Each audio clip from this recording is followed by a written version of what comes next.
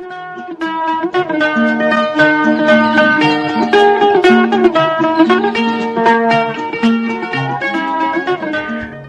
आदाब, hello friends. आपके साथ मैं हूं फराज और चैनल फिल्मी फराज है। यहां बातें फिल्मों की होती हैं। दोस्तों, पुरानी जो फिल्में रहीं, कलाकार रहे फिल्मों के, काम वो करते थे, कंपटीशन होता था, हेल्दी कंपटीशन, लेकिन राइवलरी नहीं थी, दुश्मनी नहीं थी। एक दूसरे को अप्रिशिएट करते थे, चाहे वो रफ़ी साहब हो, मुकेश जी हो, किशोर दा हो, लता जी हो, आशा जी, कोई भी हो। काम इनका बहुत जबरदस्त और मोहब्बतें। आज ऐसा ही एक किस्सा आपको सुनाता हूं। महेंद्र कपूर साहब ने एक इंटरव्यू में जिक्र किया। महेंद्र कपूर इन सब में यंग रहे और रफ़ी साहब के तो वो शागिर्द रहे, और रफ़ी साहब ने बहुत उनका साथ दिया, बहुत सिखाया, कहा कि भाई क्लासिकल भी सीखो महेंद्र। बहुत सी बातें हुई और रफ़ी साहब के सामने ही महेंद्र कपूर साहब भी एक एस्टेब्लिश्ड सिंगर हो गए। लेकिन जब महेंद्र कपूर को अवार्ड मिला पहला, चलो एक बार फिर से अजनबी बन जाएं, साहिर साहब की नज्म, रवि साहब का संगीत, फिल्म गुमराह, आहा, वो अफसाना जिसे अंजाम तक लाना ना हो मुमकिन, उसे एक खूबसूरत मोड़ देकर छोड़ना अच्छा। महेंद्र कपूर साहब ने गाया, क्योंकि B.R. चोपड़ा साहब के यहाँ रफ़ी साहब नहीं गाते थे। उसकी कई वजहें वो हमने डिस्कस की हैं और आगे प्रोग्राम्स में आपको बताएंगे। बहरहाल आज महेंद्र कपूर साहब का जिक्र, और वो कौन सा सिंगर रहा जो महेंद्र कपूर साहब के घर गया अप्रिशिएट करने, तारीफ करने, अपना बड़प्पन दिखाने। दोस्तों, जब अवार्ड हुआ, अवार्ड फंक्शन फिल्म फेयर का 1964 में 63 की फिल्म के लिए अवार्ड दिया गया, तो उस जमाने तक मेल और फीमेल सिंगर अलग अलग नहीं होते, एक को ही दिया जाता था। तो अगले साल मतलब ये अवार्ड महेंद्र कपूर साहब को मिला। चलो एक बार फिर से यंग सिंगर महेंद्र कपूर को, और भी लोग नॉमिनेट होते हैं, हुए हैं। कई फिल्में आई थी 63 में, वो ताजमहल हो, मुझे जीने दो, बहुत सारी फिल्में आई थी, एक से बढ़कर एक, बंदनी। बहरहाल अवार्ड मिला महेंद्र कपूर साहब को, उसी तरह से जिस तरह से फिल्म दोस्ती के लिए लक्ष्मीकांत प्यारेलाल जी को मिला था, और वो छा गए थे कि भाई नए लोगों को मिल सकता है। अब जब महेंद्र कपूर साहब को अवार्ड मिला तो यंग सिंगर, और क्या कहना, खुशी लाजमी सी बात है, बहुत थी। चलो एक बार फिर से अजनबी मैं तुमसे कोई उम्मीद रखे हैं, मेरे हमराह भी रुसवाइयां हैं मेरे माजी से, एक खूबसूरत मोड़ देकर अजनबी बन जाए हम दोनों। महेंद्र कपूर साहब घर गए, उन्होंने शेयर किया अवार्ड अपने पेरेंट्स से, घर वालों से, और खुशी मनाई। लेकिन कोई भी बड़ा शख्स उनके पास नहीं पहुंचा जिससे मुबारकबाद दी हो, या कि महेंद्र अप्रिशिएट किया हो, कि हौसला अफजाई की हो।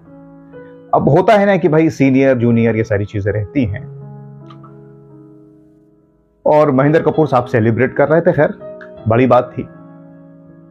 दूसरे दिन सुबह जब ये अवार्ड वगैरह मिल गया तो महेंद्र कपूर साहब क्या देखते हैं, क्या यूं हुआ कि उनके पिताजी ने महेंद्र कपूर साहब को बताया कि महान गायक मुकेश जी घर आए हैं। मुकेश जी, जी हाँ, मुकेश जी। दोस्तों, मुकेश जी मिलने पहुंचे महेंद्र कपूर साहब से, तो महेंद्र कपूर साहब ने कहा कि मुकेश जी क्यों मिलने आए हैं, तो वो बैठे हैं। और जैसे ही महेंद्र कपूर साहब गए, मुकेश जी उनसे मिले और गले से मिल गए, गले लगा लिया कि महेंद्र मुबारक हो, कॉन्ग्रेचुलेशंस, तुम्हें फिल्म फेयर का अवार्ड मिला है, चलो एक बार फिर से इस गीत के लिए। मुझे बहुत खुशी हुई। दोस्तों, महेंद्र कपूर साहब ने जब मुकेश जी को सुना, मुकेश जी का बड़प्पन, तो आंसू निकल आया आंखों से कि आप मेरे घर आ गए, मुझे बुला लेते, मैं आ जाता, आप इतने बड़े सिंगर, इतने बड़े आदमी। लेकिन मुकेश जी ने कहा कि नहीं, तुमने एक मकाम हासिल किया है, और हम बड़ों का फर्ज है कि हम तुम्हारी हौसला अफजाई करें। तो मैंने सोचा चलो चलते हैं।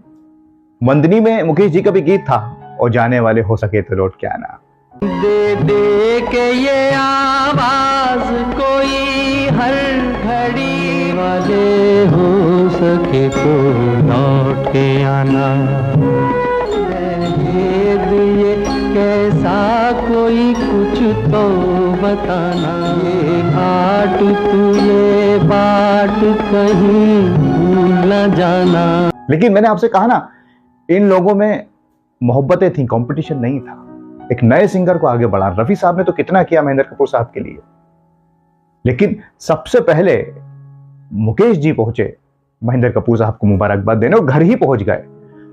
तो दोस्तों, क्या खुशी का आलम रहा होगा महेंद्र कपूर साहब का, और किस तरह की प्रेरणा उनको मिली होगी कि आगे चलकर फिर महेंद्र कपूर साहब ने बहुत वक्त फिल्म हो या हमराज हो, बाद में कई फिल्म, धुंध, निकाह, कई उपकार, कौन भूल सकता है, पूरब और पश्चिम, एक से बढ़कर एक गीत गाए और महान गायकों के बीच में रहकर अपना मकाम बनाया, जो आसान नहीं होता। बहरहाल, ये किस्सा सुनाने का मेरा मकसद सिर्फ यही था कि काम सब करते हैं, अच्छा करते हैं, कंपटीशन भी होना चाहिए, लेकिन वो जो दौर था उसमें दिलों में नफरतें ऐसी नहीं थी कि बस हम आगे रहें, हम ही को काम मिले। चाहे वो कोई भी हो, मुकेश जी हो, किशोरदा हो, रफ़ी साहब, कि दूसरों को भी काम मिले, या यंग से जो आर्टिस्ट हैं उनको भी काम मिले और वो भी खूब आगे बढ़ें, ये सबका सोचना था।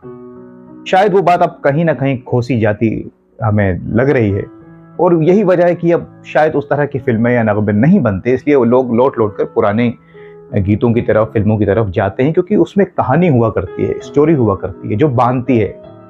बहरहाल, इस किस्से पर आपका क्या कहना, और आपके पास कोई और किस्सा जुड़ा हो किसी और आर्टिस्ट से जुड़ा, कलाकार से, सिंगर से, एक्टर, एक्ट्रेस से, तो आप हमसे शेयर कर सकते हैं, हम उस पर भी कोई कार्यक्रम बनाने की कोशिश करेंगे। बहरहाल, आज हमने महान सिंगर्स को याद किया, मुकेश जी को, महेंद्र कपूर साहब को, कि किस तरह से मुकेश जी सबसे पहले पहुंचे महेंद्र कपूर साहब को मुबारकबाद पेश करने। तो अब मैं जाता हूं, कुछ और आपके लिए रिसर्च करके लाऊंगा दोस्तों। तब तक के लिए आप अपना ख्याल रखें, और अब अपने दोस्त फराज को इजाजत दीजिए। नमस्कार, खुदा हाफिज। एक बार फिर से अजनबी मैं तुमसे कोई उम्मीद रखे हैं, मेरे हमराह भी रुसवाइयां हैं मेरे माजी से। एक खूबसूरत मोड़ देकर अजनबी बन जाए हम दोनों।